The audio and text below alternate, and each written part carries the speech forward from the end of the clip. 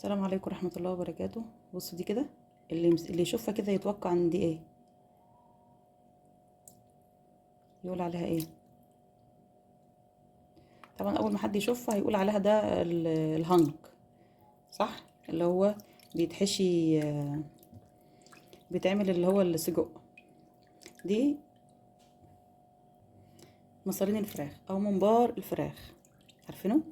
بس طبعا ده مفتوح، انا منضفاه يعني اهو.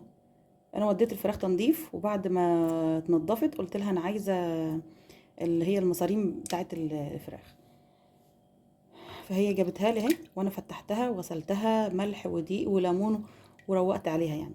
تمام.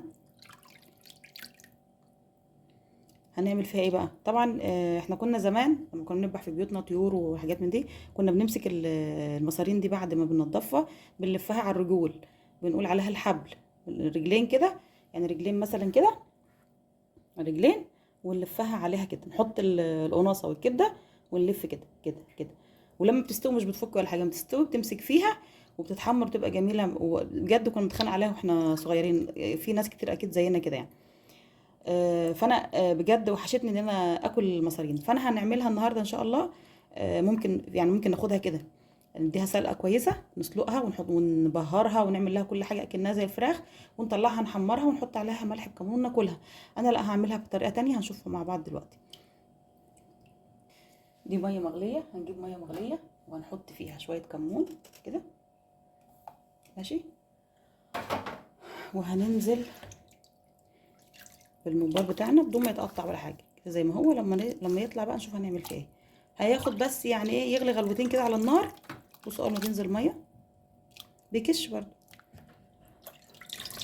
هياخد غلوتين اتنين على النار، في اي زفاره في اي حاجه تطلع منه. وطبعا مغسوله زي الفل بس برضه. وبعدين نشوف هنعمل معاه ايه. بصوا، خدوا غلوه واحده على النار بقى كده. دي طبعا اللي هي اللي بتاع اللي بتبقى فيها دي، مش عارفه اسمها ايه، بتاعت الفراخ. دي كانت جنب المصارين كده، وانا حطيتها تاخد غلوه معاها. بصوا، شفتوا بقت قد ايه، كشت، ما عادش فيها يعني حاجه كده. هنا بصلايه وفلفلايه. تمام.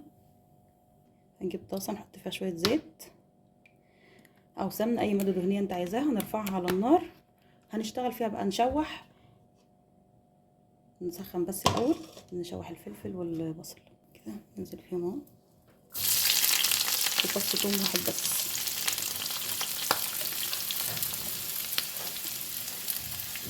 هنشوحهم بقى على النار. هنبدا، بصوا شوحنا اهو كويس اهو، خدت لون بسيط. هننزل عليها بالحاجه اللي معانا دي. طبعا لو حطينا المصارين هنا من غير ما نعمل فيها العمله اللي احنا عملناها دي، هتطلع كميه ميه كتير جدا.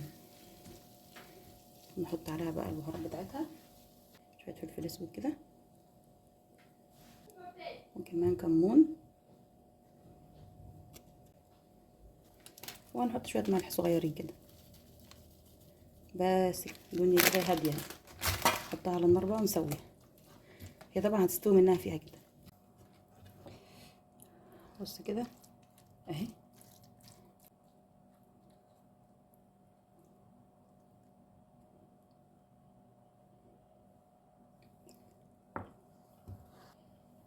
حلوه بجد، طعمها حلو.